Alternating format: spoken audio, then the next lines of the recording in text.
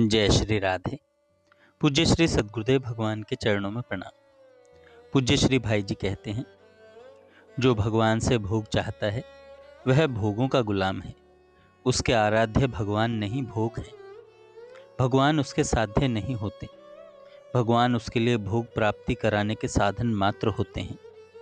भगवान के लिए जीना, भगवान के लिए मरना जिसके जीवन का स्वभाव है, वह प्रेम का निगूढ़ भाजन है।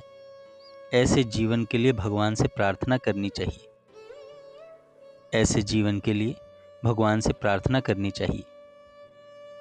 पूज्य सेठ जी कहते हैं, सत्संग से भजन अधिक होता है। भजन की अधिकता से भगवान में प्रेम और संसार में वैराग्य होता है। वैराग्य का प्रादुर्भाव हो जाने पर बिना ही चेष्टा के परमात्मा का ध्यान रहने लगता है। तब ध्यान के लिए विशेष साधन करने की आवश्यकता नहीं रह जाती। सत्संग करने पर परमात्मा में मन न लगे, ऐसा हो नहीं सकता। सत्संग से तो उद्धार हो सकता है। सत्संग से तो उद्धार हो सकता है। पूज्य भाई जी कहते हैं, भगवत चर्चा हो जीवन का परम लाभ। भगवान की स्मृति ही परम पुण्य है। भगवान की लीला में रति ही परम सौभाग्य है। संसार के अन्य लोगों के गुण दोषों की स्मृति सर्वथा न करके निरंतर केवल भगवत लीला सेवा प्रेम रस का ही पान करते रहना चाहिए। अन्यस्य दोष गुण चिंतन मासु मुक्त्वा सेवा कथा रसमहो नितराम पिबत्वम। यही परम उत्तम लाभ है। यही परम उत्तम लाभ है। पूज्य श्री भाई जी एवं श्री कृष्ण प्रेम भिखारी जी के मध्य वार्ता।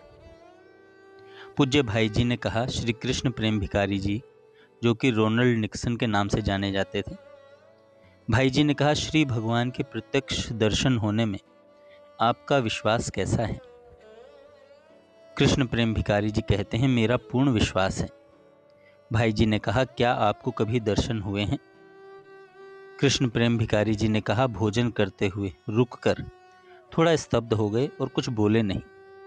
भाई जी ने कहा, यदि आपको कहने में संकोच हो तो ना कहें।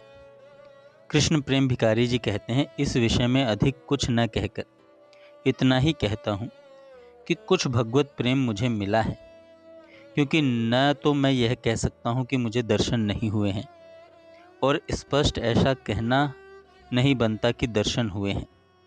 भाई जी ने कहा, साधन के संबंध में क्या कहते हैं? कृष्ण प्रेम भिखारी जी कहते हैं, केवल शरणागति। पूज्य भाई जी ने कहा, शरणागति कैसे प्राप्त होती है? साधु कृष्ण श्री राधा कृष्ण प्रेम भिखारी जी कहते हैं, सत्संग और भगवान नाम से। सत्संग और भगवान नाम से। पूज्य सेठ जी कहते हैं, भगवान की प्रीति या प्राप्ति के लिए जो कुछ भी कर्म किया जाए वह भी प्रकारांतर से भगवान का भजन ही है। इसलिए हम लोगों को भगवान की प्राप्ति के उद्देश्य से या उनकी प्रीति के उद्देश्य से ही सारे कर्तव्य कर्म करने चाहिए।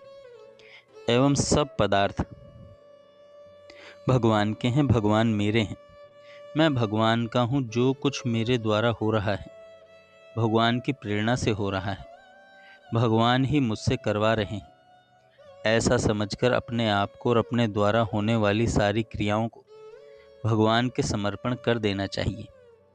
यह भी भगवान का भजन है। इससे स्वाभाविक ही भगवान की स्मृति हर समय बनी रहती है और उस पुरुष को भगवान प्राप्त हो जाते हैं। भगवान ने हमें अपना लिया है। भगवान ही सब जगह हैं। भगवान ही सब कुछ है। सर्वत्र उन्हीं की लीला हो रही है इत्यादि। साथ ही भगवान का इस प्रकार ध्यान करना चाहिए। भगवान पीतांबर पहने हुए हैं, एक हाथ में मुरली और दूसरे में सींग धारण किए हुए हैं। गोपी चंदन का तिलक अंग में तथा मुख पर किए हुए हैं। चंदन मुख में लगा हुआ है। गुंजा की माला पहने हुए हैं। माथे पर मोर पंख लगे हुए हैं। भगवान मंद मंद मुस्कुरा रहे हैं। चारों तरफ गोप बालक एवं गायों से वेष्टित हैं। बछड़े इधर उधर कूद रहे हैं और भगवान 10 वर्ष की अवस्था है भगवान की, तथा भगवान की बाल लीला बड़ी मधुर है एवं अन्य सब लीलाओं से अधिक आनंदप्रद है, इसलिए इन्हीं का ध्यान करना चाहिए।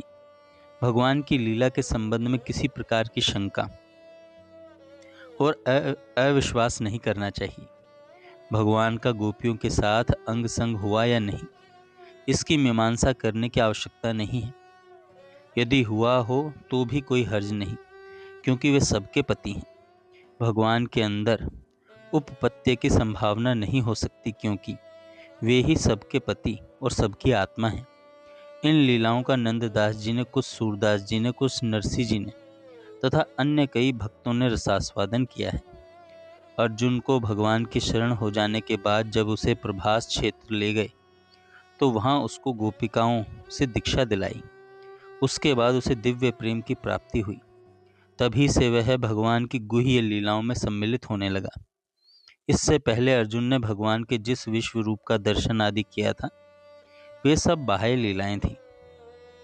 इसके बाद भाई जी कुछ मुस्कुराते हुए बोले कि भगवान बड़े जादूगर हैं।